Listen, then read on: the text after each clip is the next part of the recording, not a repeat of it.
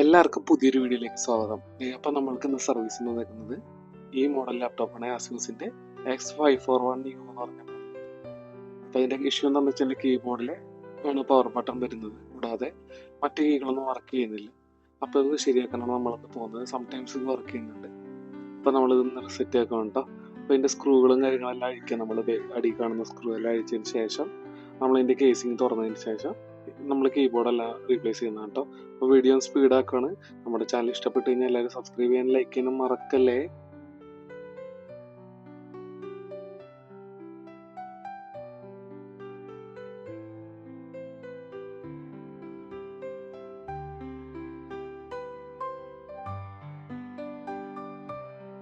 അപ്പോൾ ഇത് നമ്മൾ ബാക്കിൽ സ്ക്രൂകളെല്ലാം അഴിച്ച് ഇത് കഴിഞ്ഞ് ഫ്രണ്ട് പാനലിൽ ഇതുപോലെ പ്രൈയിങ് ടൂളോ എന്തെങ്കിലും നമുക്കിത് തുറക്കാൻ പറ്റുന്നെങ്കിൽ ഓപ്പണർ ടൂൾ ഉപയോഗിച്ചിട്ട് ഇതേപോലെ ടിക്കി കൊടുത്തു കഴിഞ്ഞാൽ ഫ്രണ്ട് പാനൽ വിട്ടു വരും കേട്ടോ.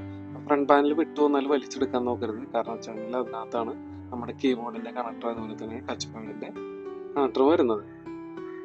അപ്പോൾ നമ്മൾ സാവധാനം ചെയ്യാതെ കേട്ടോ.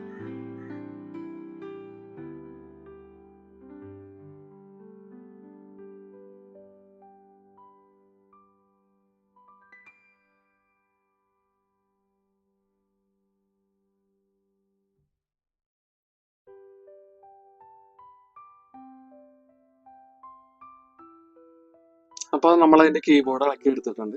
അപ്പോൾ നിങ്ങൾക്ക് നോക്കുകയാണെങ്കിൽ കാണാം, ഈ കീബോർഡ് ഒരു പ്ലാസ്റ്റിക് വെൽഡ് ചെയ്ത ടൈപ്പിലാണ് ഇതിനകത്തേക്ക് പിടിപ്പിച്ചേക്കുന്നത്. അപ്പോൾ നമ്മളിടുന്ന പുതിയ കീബോർഡ് ഇതുപോലെ തന്നെ ഗ്ലൂ സ്റ്റിക്കോ അതുപോലെ തന്നെ നമുക്ക് കേബിൾ ടൈയുടെ പീസോ ഉപയോഗിച്ച് അത് മെൽറ്റ് ചെയ്ത് സോൾഡറിംഗ് ഉപയോഗിച്ച് ഒട്ടിച്ചു വെക്കാവുന്നതാണ്. ഞാൻ ആ മെത്തേഡാണ് യൂസ് ചെയ്യുന്നത്. പശ വെച്ച് ഒട്ടിച്ചു വെക്കുന്നത്, പക്ഷെ അത് കുറച്ച് നാൾ കഴിയുമ്പോൾ ഇളകി പോകുന്നതുകൊണ്ട് നമ്മൾ ഈ മെത്തേഡാണ് ഉപയോഗിക്കുന്നത്. ഇത് നമ്മൾ ഒട്ടിച്ചു കഴിഞ്ഞാൽ പെർമനന്റ് ആയിട്ട് അങ്ങനെ ഇരുന്നോളൂ. അപ്പോൾ അതേ പഴയ കീബോർഡിന്റെ മെൽറ്റ് ആയി കിടക്കുന്ന പോർഷൻസും എല്ലാം കാര്യങ്ങളെല്ലാം ഇതുപോലെ പെനാക്കത്തി ഉപയോഗിച്ചിട്ട് ചരണ്ടി കളയുവാണ് കേട്ടോ. അപ്പൊ ഇതിൽ കിടന്നു വെച്ചത് ക്വാളിറ്റി കുറഞ്ഞൊരു കീബോർഡാണ്. അപ്പൊ നമ്മൾ അതിന് പകരം അത്യാവശ്യം ക്വാളിറ്റി ഉള്ള നല്ലൊരു ബ്രാൻഡിന്റെ കീബോർഡാണ് നമ്മൾ ഇതിനകത്തേക്ക് ഇടുന്നത് കേട്ടോ. അപ്പോൾ നമ്മൾ ഓൾറെഡി ഈ പോർഷൻസ് എല്ലാം കട്ട് ചെയ്ത് കളഞ്ഞിട്ടുണ്ട്.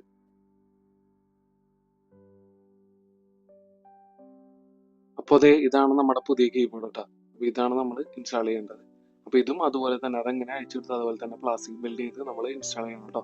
എങ്കിലും മാത്രം പ്രോപ്പറായിട്ട് അത് ഫിറ്റ് ആയിട്ട് ഇരിക്കുമ്പോൾ, ഇല്ലാന്നുണ്ടെങ്കിൽ സ്വിച്ച് നോക്കുമ്പോൾ ചില സൈഡെല്ലാം ലൂസ് വരാൻ ചാൻസ് ഉണ്ട്.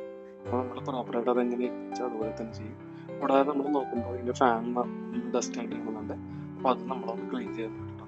അപ്പോൾ നമ്മുടെ സർവീസിന് വരുന്ന ലാപ്ടോപ്പ് ആയിക്കോട്ടെ ഫോണായിക്കോട്ടെ, നമ്മൾ ഒരു വർക്കിന് വരുമ്പോൾ അയക്കുവാണെങ്കിൽ വൈറ്റ് കാര്യങ്ങൾ അതുപോലെ തന്നെ തെർമൽ പേസ്റ്റ് മറ്റു കാര്യങ്ങളെല്ലാം ഇതിൻ്റെ കൂടെ തന്നെ ചെയ്യുന്നുണ്ട്. വീഡിയോയിൽ ലെങ്ത് കൂടുന്നതുകൊണ്ട് മാത്രം ഒഴിവാക്കുന്നത്. അപ്പോൾ അതെല്ലാം നമ്മൾ ചെയ്തിട്ടാണ് ഈ ലാപ്ടോപ്പ് സെറ്റ് ആക്കിയിരിക്കുന്നത്. അപ്പം അതിന് ചെയ്ത് കഴിഞ്ഞ ശേഷമുള്ള ഒരു വീഡിയോ കാണാം.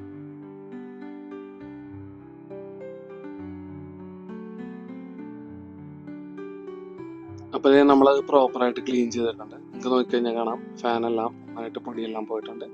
അപ്പോൾ തെർമൽ പേസ്റ്റും അതുപോലെ തന്നെ നമ്മൾ പുതിയത് ഇട്ടിട്ടുണ്ട്. ഇത് CPU ഇതിനകത്തേക്ക് സോൾഡേർഡ് ആയിട്ടാണ് വരുന്നത് മദർ ബോർഡിലേക്ക്. ഇങ്ങനെയുള്ള സംഭവങ്ങളിൽ വരുന്നതെന്താണെന്ന് വെച്ച് കഴിഞ്ഞാൽ നമുക്ക് റാമൊന്നും അപ്ഗ്രേഡ് ചെയ്യാൻ പറ്റാത്ത ടൈപ്പ് ബോർഡാണ് ഇത്. ഇതിൽ ഓൾറെഡി ഇൻബിൽഡ് 4GB റാമാണ് വരുന്നത് കേട്ടോ.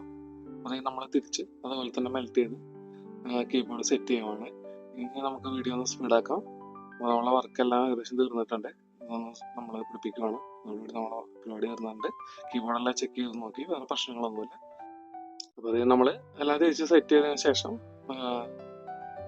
നമ്മൾ ലാപ്ടോപ്പ് ഓൺ ആക്കുവാണ്. വീഡിയോ സ്പീഡാക്കുവാണ് കേട്ടോ.